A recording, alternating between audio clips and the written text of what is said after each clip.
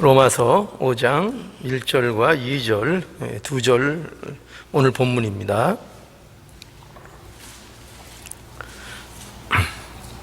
그러므로 우리가 믿음으로 의롭다 하심을 얻었은즉 우리 주 예수 그리스도로 말미암아 하나님으로 더불어 화평을 누리자.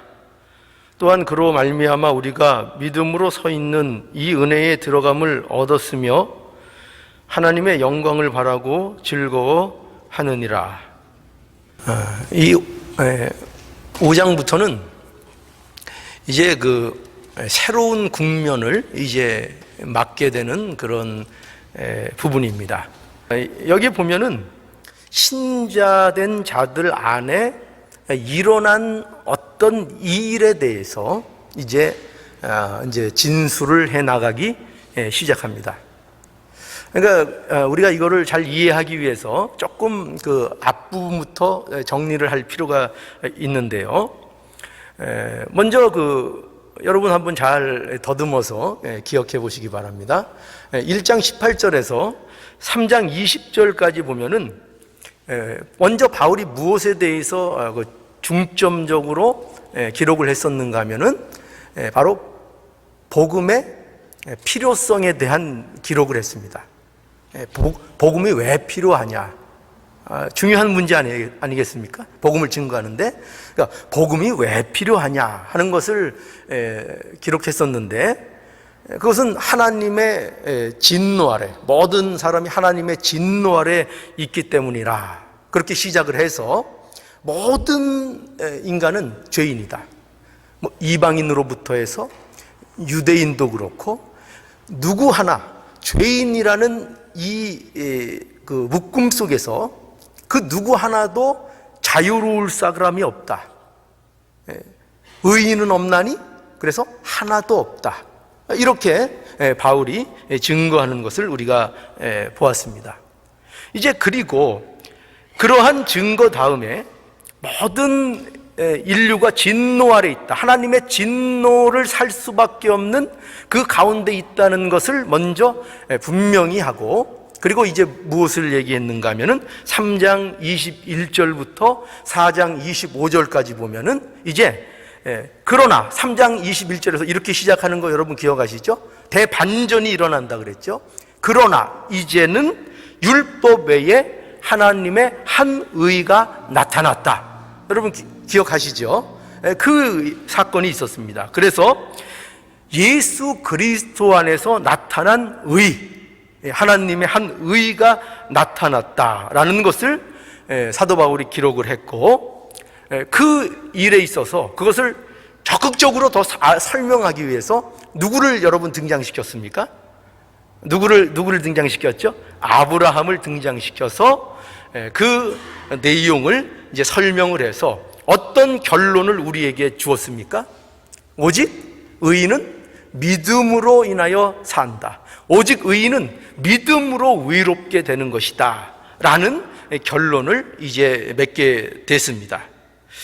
자, 이제 이렇게까지 바울이 이제 진술을 해 나왔는데, 이제 5장에서부터 8장까지는 이제 이 일에 대하여, 그러니까 믿음으로 의롭게 된 자들, 믿음으로 의롭게 된 자들이 과연 그들 가운데 실제적으로 어떤 일들이 그들 안에 이제 발생하는가, 믿음으로 의롭게 된 자들에게 있어서 어떤 일들이 그들에게 나타나는가 하는 것을 이제 5장에서부터 8장까지 이제 기록하고 있는 겁니다. 그러니까 이것은 이런 그 중심으로 계속 나가는 거죠. 뭐냐면 이 일로 인하여 우리에게 무엇이 일어나는 것인가, 무엇이 우리로부터 발생되어지도록 이 일이 역사하게 됐는가, 이제 그 일에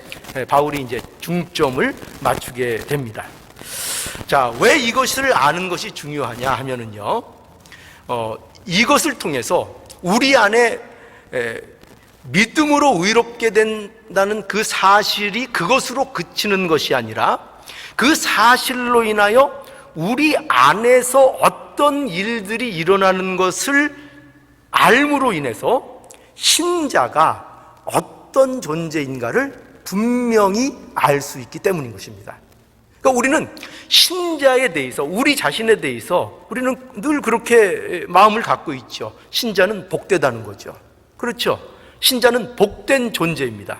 그런데 어떻게 신자가 복된 존재가 됐는가? 과연 그들의 안에는, 그들의 생명 가운데에는 어떤 일들이 일어나서 과연 신자를 복된 존재라고 말할 수 있는가? 왜 나는 복된 존재인가? 그것을 이 일을 통해서 분명히 알게 하고자 하는 것입니다. 여러분, 한번 생각해 보세요. 저와 여러분들의 미래가 있습니까? 미래가 있습니까?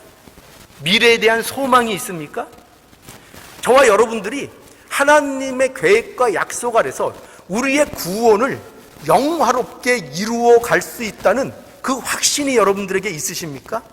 하나님의 약속대로 우리가 그 하나님의 계획하신 영광스러운 그 자리에 기필코 우리가 가게 될 거라는 그 내용을 여러분들이 확신할 수 있습니까? 예, 확신할 수 있죠. 그러면 어떻게 그것을 확신할 수 있느냐 이 말입니다. 도대체 우리 안에 어떤 일들이 일어난 까닭에 이러한 일들을 우리가 확신하고 믿고 우리 스스로를 우리는 복된 존재라 라고 고백할 수 있느냐 그 말입니다.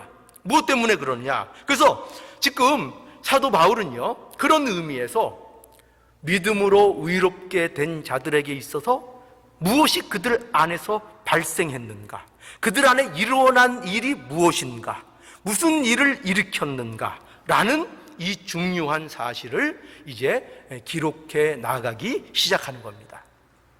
자, 그러면요, 무슨 일이 일어났을까요? 과연 우리 안에 어떤 일이 일어났을까요? 저와 여러분들의 얘기입니다. 자, 어떤 일이 일어났을까요? 본문 1절을 보면 이렇게 이제 오늘 본문이 시작됩니다. 우리 1절 한번 보시죠. 1절에 보면, 그러므로 우리가 믿음으로 의롭다 하심을 얻었은즉 우리 주 예수 그리스도로 말미암아 하나님으로 더불어 화평을 누리자. 자, 여기 보면은요, 화평을 누리자. 그러므로 우리가 믿음으로 의롭다 하심을 얻었은즉, 믿음으로 말미암아 의롭게 됨을 우리가 받았은즉, 즉 우리 주 예수 그리스도로 말미암아 하나님으로 더불어 화평을 누리자. 이렇게 우리에게 서술하고 있죠.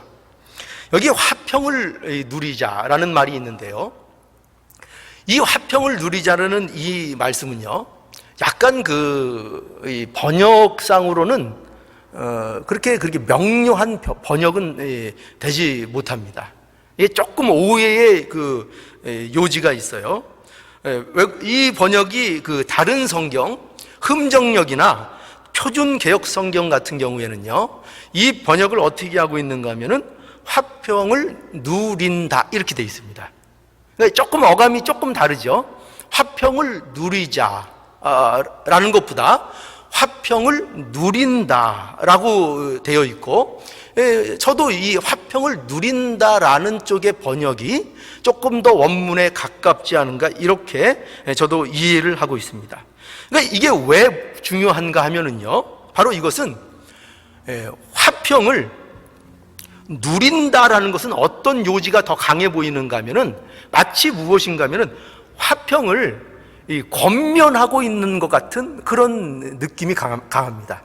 그러니까 무슨 얘기인가 하면은 아직 우리에게 왜 너희가 화평하지 못하느냐, 좀 화평을 너희가 가져라, 화평해야 되지 않겠느냐 하는 어떤 권면의 의미를 담고 있는 것 같은 그런 느낌이 많이 드는 번역입니다. 이 화평을 누리자. 그런데 사실 이 말씀은요, 그런 의미보다 어떤 의미가 사실 더 정확한 의미인가 하면은 화평을 소유하고 있다는 개념으로 더 뜻이 가깝습니다. 그러니까 화평을 누리라는 어떤 권면의 말씀이라기보다는 너희가 화평을 소유하고 있다. 너희 안에 지금 화평이 있다. 그래서 이 말씀을 우리가 어떻게 번역하는 게 더 자연스러운가 하면은, 그러므로 우리가 믿음으로 의롭다 하심을 얻었은즉 우리 주 예수 그리스도로 말미암아 하나님으로 더불어 화평을 누리고 있다. 그러니까 우리 안에 화평이 소유되고 있다는 거죠.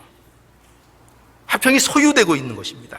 그래서 이것은 하나님과의 화목을 기대하고 바라본다는 의미라기보다 이미 너희가 화목을 소유하고 있고 너희가 화목이 되었다, 이미 화목하게 되었다라는데 이 말씀에 중요한 그 의미가 있는 것입니다. 그리고 2절에도 보면은 이런 식의 계속 말씀으로 진행되는 것을 보게 되는데요. 2절에도 보면, 자, 2절, 또한 그로 말미암아 우리가 믿음으로 서 있는 이 은혜에 들어감을 얻었으며, 이 은혜에 들어감을 얻었다. 이게 다 무엇을 얘기하는 건가 하면은 지금 앞에 얘기하고 있는 바로 하나님과의 화목의 자리에 들어간 사실을 다시 한번 언급하고 있는 내용인 것입니다. 그래서 이 은혜에 들어감을 얻었으니 너희가 지금 어떤 자리에 있느냐 할 때 하나님의 영광을 바라고 즐거워하느니라. 그러니까 여러분, 이 어떤 의도로 이 말씀들이 기록되고 있는가를 우리가 조심스럽게 정확하게 알 필요가 있는 거예요. 그러니까 이 서술은 뭐냐면, 너희가 무엇을 기대한다거나 무엇을 위해서 얻기 위해서 무엇을 해야 된다거나 아니면은 내가 어떤 자리로 나가야 된다는 개념보다 어떤 개념이 더 강한가 하면은 너희가 지금 그 자리에 들어가 있다라는 개념이 강하다는 걸 알아야 됩니다. 그러니까 너희가 그 은혜에 들어감을 얻었고 하나님을 바라고 즐거워하는 자리에 너희가 어떻게 했다고요? 이미 들어와 있다, 이 말이에요. 이미 들어와 있다. 그러니까 하나님과의 화목이 예수 그리스도 안에서 이미 이루어졌다라고 우리에게 말씀하고 있는 것입니다. 이것이 이제 성경이 우리에게 말하고 있는 우리의 어떤 자리인 것입니다. 여러분 생각해 보세요. 그렇다면 왜 우리에게 복됨이 우리에게 가능할까요? 왜 우리를 이러한 환경과 이러한 상황 속에서도 우리를 복된 존재라고 감히 우리가 얘기할 수 있을까요? 여러분, 갖고 있는 여러분들의 환경이 복되다고 얘기할 만큼 모든 것들이 여러분에게 훌륭합니까? 모든 것이 괜찮습니까? 여러분들이 하나님 앞에 복된 존재라고 여러분 스스로가 인정받을 만한 그런 선함과 그런 자리에 여러분들이 스스로 나아가는 어떤 것들을 가지고 있습니까? 생각해 보세요. 그런데 그럼에도 불구하고 우리를 어떻게 말씀하신다고요? 의롭다 하시고 하나님 앞에 화목한 존재라, 이렇게 말씀하고 있다는 것입니다. 그러므로 이 우리의 화목, 하나님과의 화목은 그리스도 예수 안에서 우리에게 이미 이루어진 사실로서 우리를 복된 존재라고 말씀하고 있고, 그 일로 인하여 우리의 미래, 우리의 소망, 우리의 영광스러움을 바라보는 그 일이, 그것이 확신이 있고 기대할 수 있고 소망할 수 있는 자리에 우리가 있다라는 것을 이 말씀으로 증거하고 있는 것입니다. 그것이 하나님과의 화목의 자리에 있는 것입니다. 만약에 우리가 하나님과의 화목의 자리에 없다면 우리에게는 소망이 없는 거죠. 어떤 미래도 어떤 복됨도 우리에게 허락되지 않는 것입니다. 그런 모든 미래는 무엇에 하나여 허락된다고요? 하나님과의 화목에 근거하여 허락되는 일들이기 때문입니다. 그래서 분명히 우리의 화목이 예수 그리스도 안에서 이루어졌다, 우리 화목을 우리가 소유하고 있다는 것을 말씀하고 있는 것입니다. 그러면 우리가 하나님과 이렇게 화목이 된 것이 어떻게 이 일이 가능할 수 있는 것입니까? 우리는 사실 하나님과 화목하는 것이 불가능한 일이죠. 왜 불가능하죠? 인간은 모두가 죄인입니다. 인간은 그야말로 하나님을 대적하여 하나님을 거스리고 하나님을 반대하는 자리에 있는 것이 모든 인류의 비참함입니다. 그리고 그에 반해서 하나님은 어떤 하나님이시죠? 하나님은 공의로운 하나님이시죠. 하나님은 거룩하신 하나님이시죠. 그래서 이 하나님과 인간 사이에는 화목이 이루어질 수 없습니다. 그러니까 우리는 마치 무엇과 같은가 하면은, 여러분 그 용광로 같은 이렇게 거 보셨죠? 용광로나 화산에 그 용암이 끓고 있는 그 불길을 보셨죠? 거기에 어떤 사람이 멀리서 이렇게 종이 한 장, 쓰레기를 이렇게 던지면은요, 그 쓰레기가 밑에 닿기도 전에 확 그냥 어떻게 됩니까? 그냥 소각돼 버립니다. 사라져 버립니다. 얼마나 그 불길이 강하고 센지요. 그러니까 우리 인간이라는 존재는 어떤 존재인가 하면은 하나님 앞에 그런 존재라고 말할 수밖에 없습니다. 우리는 감히 하나님 앞에 설 수 없어요. 하나님을 우리가 만약에 보게 된다면 우리는 모두 소멸해 버릴 것입니다. 모두 없어져 버릴 것입니다. 그러니까 하나님과 우리는 이와 같은 원수의 자리에 있었다는 것입니다.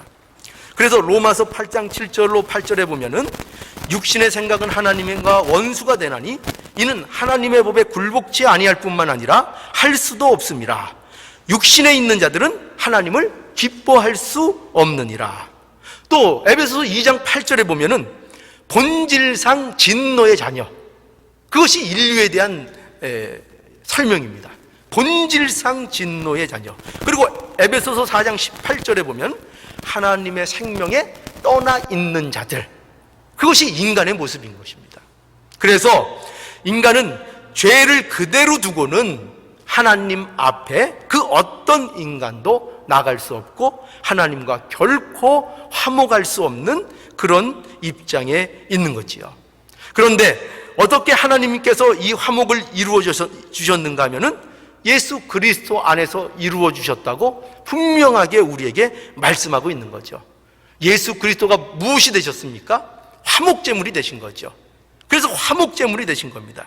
그래서 요한일서 2장 2절에 보면 저는 우리 죄를 위한 화목제물이니 우리를 위할 뿐만 아니요 온 세상의 죄를 위함이니라.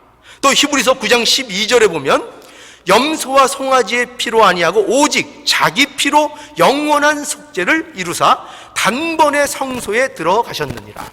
단번에 예수 그리스도의 보혈의 속죄를 통해서 한 번의 제사, 단 한 번의 제사로 그 화목제를 하나님 예수 그리스도께서 드려 주셨다는 것입니다. 또 우리가 잘 아는 로마서 3장 23절로 26절에도 보면 모든 사람이 죄를 범하였음에 하나님의 영광에 이르지 못하더니 그리스도 예수 안에 있는 구속으로 말미암아 하나님의 은혜로 값없이 의롭다 하심을 얻은 자 되었느니라. 이 예수를 하나님이 그의 피로 인하여 믿음으로 말미암는 화목제물로 세우셨으니 이는 하나님께서 길이 참으시는 중에 전에 지은 죄를 관가하심으로 자기의 의로우심을 나타내려 하심이니 곧 이때에 자기의 의로움을 나타내사 자기도 의로우시며 또한 예수 믿는 자를 의롭다 하려 하심이니라. 여러분, 그러니까요, 이 기독교는요, 우리 주 예수 그리스도로 인하여 하나님과 내가 화목되었다는 것을 아는 것, 이게 이제 기독교의 중요 내용인 것입니다. 그러니까 하나님과의 화목을 근거해서, 그러니까 우리 기독교인들에게 있어서 모든 복됨의 근거, 미래에 대한 근거에 대한 모든 확신, 이런 것들이 다 어디로부터 오는 것이냐? 하나님과의 화목으로부터 출발하는 것이다. 이것이 바로 기독교 신앙의 가장 중요한 내용이라고 말할 수 있는 것입니다. 그러니까 이거를 얘기하고 싶은 거예요, 사도 바울은. 모든 것이 뭐로부터 출발했다고요? 우리의 출발이 하나님과의 화목이라는 얘기죠. 그리고 그 화목이 우리에게 소유된 것이고 우리 안에 있기 때문에 우리의 미래와 우리의 복됨이 확신할 수 있는 것이라고 말하고 있는 거죠. 이게 기독교의 내용인 거예요. 그래서 여러분, 이런 거는 기독교 신앙이 아닙니다. 뭐냐면 이 말씀에 비칠 때 예수 그리스도 없이 하나님과 화목할 수 있다라는 그 어떤 내용도, 그것은 기독교일 수 없는 것입니다. 그러니까 하나님과 화목하는데 예수 그리스도가 빠졌어요. 하나님과의 화목을 늘 외치는데 예수 그리스도가 빠져 있어요. 그러면 그건 뭐라고요? 아무리 그것이 경건해 보이고 아무리 그것이 아름다운 어떤 종교의 모습, 기독교라는 모습으로 있다 하더라도 그것은 기독교일 수가 없다고 말씀하고 있는 것이죠. 그래서 예수 그리스도 없이 하나님과 화목을 이룰 수 있다는 것은, 이것은 반기독교적인 사상이요 결코 기독교적인 것이 아닙니다. 인간이 스스로 하나님께 나아갈 수 없는 것이죠. 그래서 오늘날 어떤 사상들이 많이 나타납니까? 이런 사상들이죠. 우리 잘 알고 있죠. 뭐죠? 긍정적인 마음으로 하나님 앞에 나가자. 이런 얘기들 많이 여러분 들어보셨죠? 적극적인 사고를 가지고 하나님 앞에 나가자. 우리가 인간의 어떤 선함과 어떤 우리가 자발적인 어떤 것을 가지고 하나님 앞에 나아가기를 힘쓰자. 하나님은 사랑의 하나님이다. 하나님께서 우리를 용납하시고 우리를 받아주실 것이다. 우리가 염려하지 말고 긍정적인 마음을 가지고 나가기만 하면 된다. 이런 얘기들을 많이 들으셨을 거예요. 그러나 거기에서 중요한 게 뭐냐면 그런 얘기 속에 살짝 아니 의도적으로 예수님을 빼는 경우가 많다는 것을 아셔야 됩니다. 그러니까 예수님을 슬쩍 빼버리는 거예요.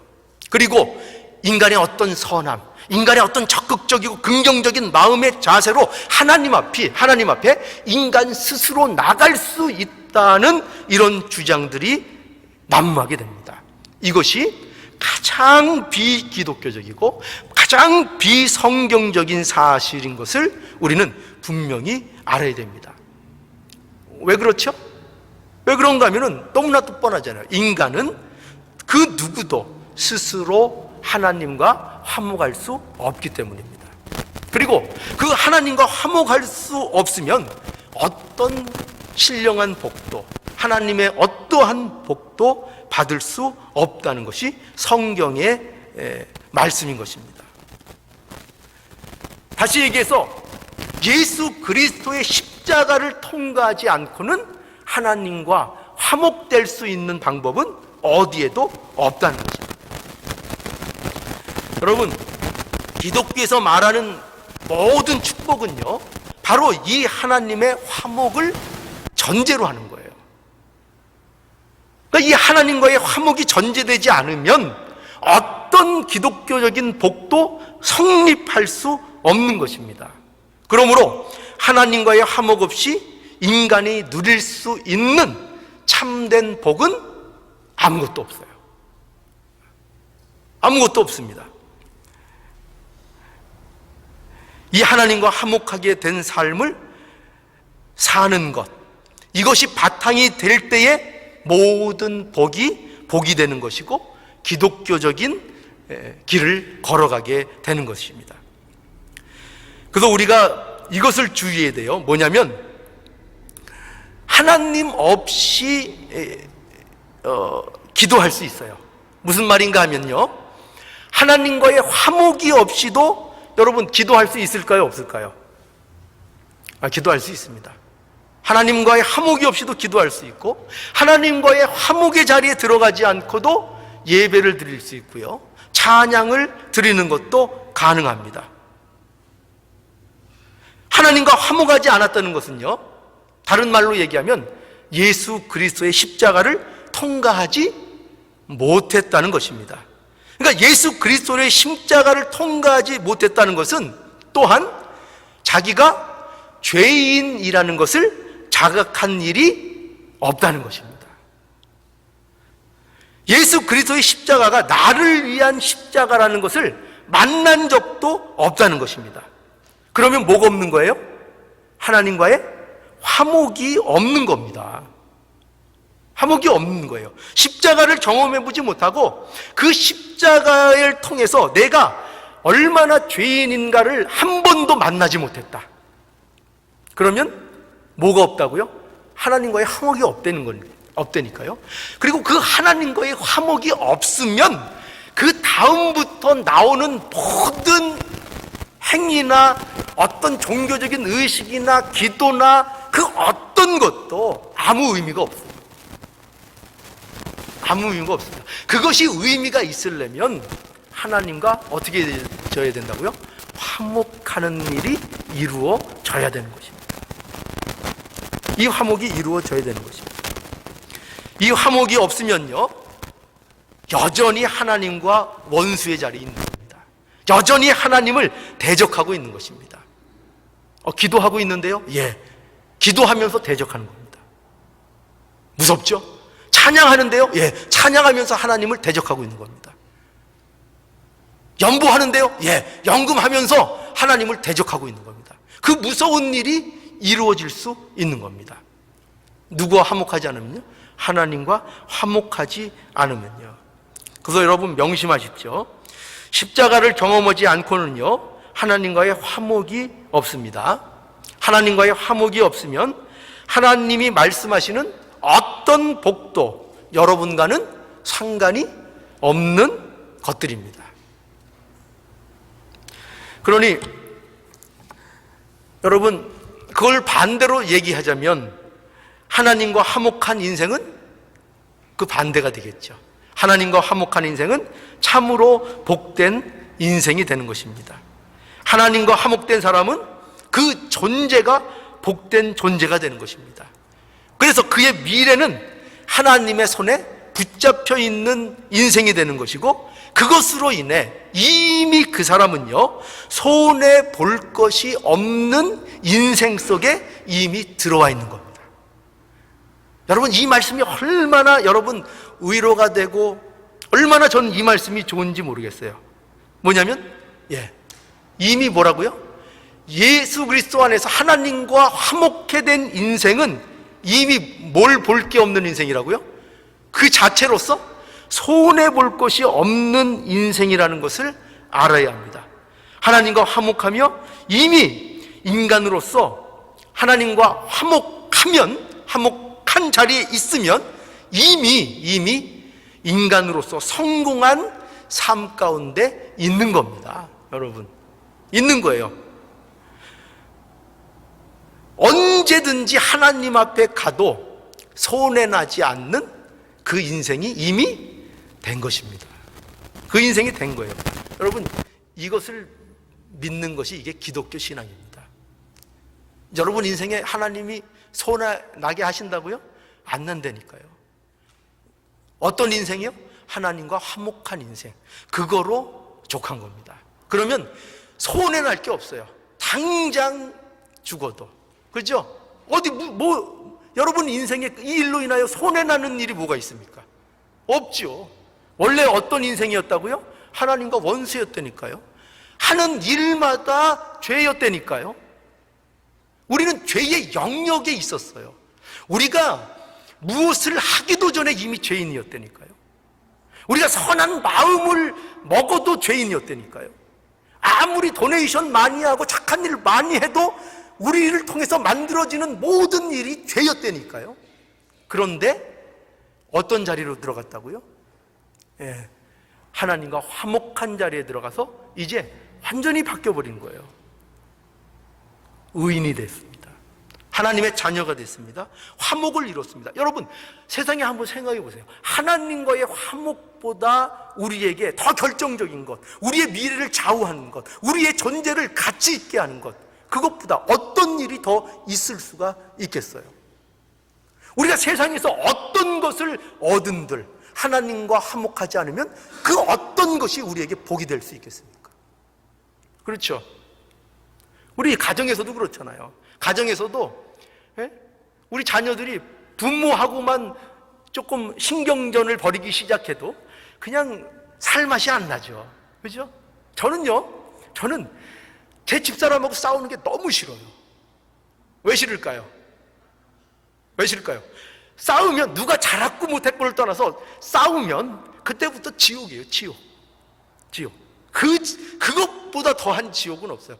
차라리 지고 화목한 게 마음 편하지, 내가 아무리 잘했어도 큰 소리 쳐가지고 싸우기 시작하면 그것보다 더 심한 지옥은 없어요. 그래서 차라리 지는 게 나아요. 여러분, 제 집사람 얼마나 대단하면 대단한 사람이겠어요. 별거 아니잖아요. 여러분 아시잖아요. 그죠? 별거 아닙니다. 근데 그 사람하고 조금 불화해도 그냥 삶이 피곤해요. 가정생활이 피곤해요. 그냥 나가서 하는 일도 승질만 나요. 제가 혹시 여러분들에게 가끔 이렇게 쏘는 말 할 때 이렇게 좀 표정이 안 좋으면 우리 집사람하고 싸운 줄 아세요. 전 딴 거는 표시 안 나도 집사람하고 싸운 건 표시 나요. 여러분 보세요. 그런 사람하고의 관계도 그렇게 되는데, 여러분 하나님과의 화목, 하나님과 화목하지 않고 여러분 뭘 갖고 있으면 여러분들이 행복하시겠어요? 뭘로 여러분들이 복되다 하시겠어요? 뭘로 여러분들의 미래를 확신할 수 있겠어요? 그 모든 것 아무 필요 없어요. 하나님과의 화목입니다. 오로지 하나님과 화목하면 여러분들은 미래가 있고, 여러분들은 복된 존재고, 여러분들은 어떤 일로도 여러분의 삶 속에 손해보지 않는 삶을 이미 살고 있고, 그것으로 인하여 더 영광스러운 길로 나가는 그 바탕이 되고 있다는 것을 여러분들이 분명히 아셔야 합니다. 여러분 헛시간 보내시면 안 돼요. 하나님과 화목하지 않으면 여러분들이 아무리 애쓰고 아무리 선하게 살아도 하나님 앞에서는 세월을 낭비한 것에 불과합니다. 이것을 분명히 하시고, 이 오늘 말씀, 그러므로 우리가 믿음으로 의롭다 하심을 얻었은즉 우리 주 예수 그리스도로 말미암아 하나님으로 더불어 화평을 누리자라는 겉면이지만, 여러분 이 속뜻이 뭐라고요? 여러분들에게 뭐가 있다고요? 화평이 이미 있다. 얼마나 복된 선언입니까? 여러분, 저는 이 말씀 속에서 이것에 너무나 감사하더라고요. 뭐냐면 화평을 너희가 이루라고 그 책임을 우리한테 넘겨주시지 않은 게 얼마나 감사한지 모르겠어요. 만약에 우리에게 그 화평을 이루는 그 몫을 우리에게 넘겨줘서 너희 화평을 이루어야 돼 라고 우리에게 말씀하셨다면 참 큰일 날 뻔했잖아요. 저는 그럴 자신이 없어요. 하나님과 내가 화평을 이룰 자신이 없어요. 그러나 그 화평을 누가 이루어 주신다고요? 하나님께서 예수 그리스도 안에서 이루시고 너희에게 그 화평이 예수 그리스도 안에서 있다 라고 선언된 것이에요. 이 얼마나 감사합니까? 이 감사가 우리에게 있어야 됩니다. 그래서 하나님으로 더불어 화평이 우리 안에 있다는 것을 분명히 명심하시고, 이 복된 것으로 인하여 흔들리지 않고 여러분들의 삶을 살아가시는 저와 여러분들의 복된 인생들이 되기를 간절히 바랍니다.